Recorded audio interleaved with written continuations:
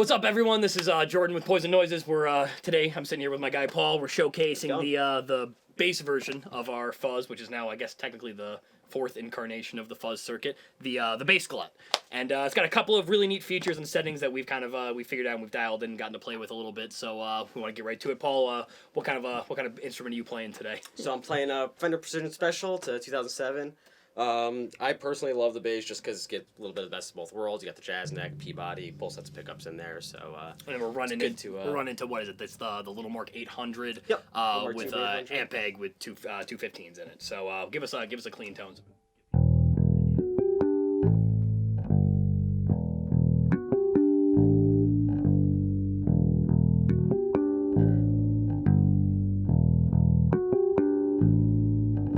So the way we have it set up right now is the way we like to do our pedals, which is everything just kind of dimed out all together, which is how you're going to get the most aggressive full tone out of it for sure. So let's kick that on real quick.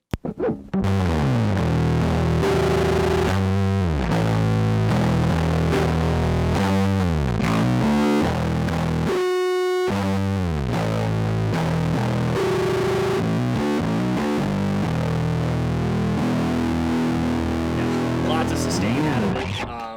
It is definitely that more aggressive, leady bass tone. If you're really trying to cut through the mix for sure. It does a whole lot of other stuff also though. We have figured out that if you cut it back to, I think we were saying right around here is where we were setting it before, you actually get kind of this nice kind of synth wavy, the square wave, which is what we're aiming for with the fuzz. Why don't you actually just keep it going?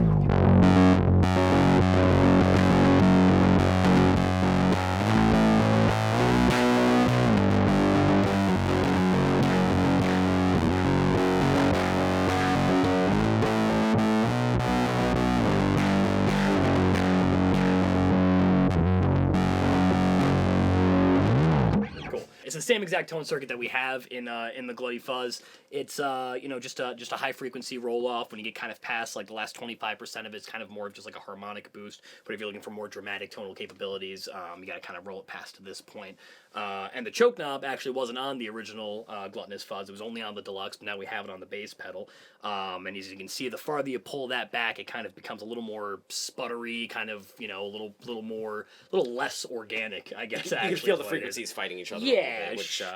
Which is awesome, especially for some of the music where you're leaning more into like electronic styles and stuff like that. So. Right, makes it sound a little more robotic, I guess is what you could say for sure. Definitely. So, and then also conversely, if you kind of give it a little more back, but not all the way, bring that EQ forward a little bit, it kind of gives you like more of that rhythm feel when you're not the lead player, you know what I mean? But you want to, you're doing your bass thing, and you still want to get a little more of an aggressive tone out of this.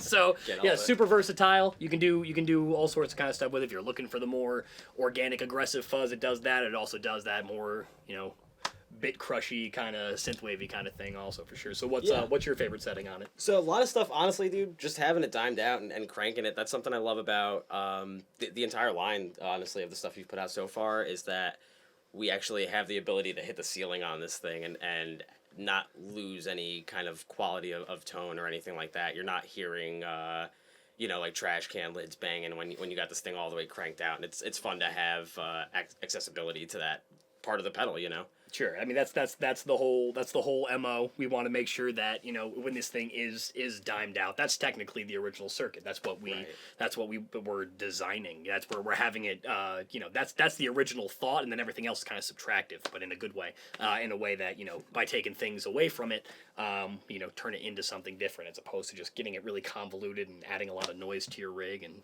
we just want to embellish on the good parts of it, on the parts we like already. Yeah, I like not being afraid to floor it. Sure. Honestly, that's just that's the first thing I want to do when I pull a pedal out of the box. I kind of set it at 12 o'clock on everything first, and then I'm like, all right, what does it sound like dimed out all the way across? Sure.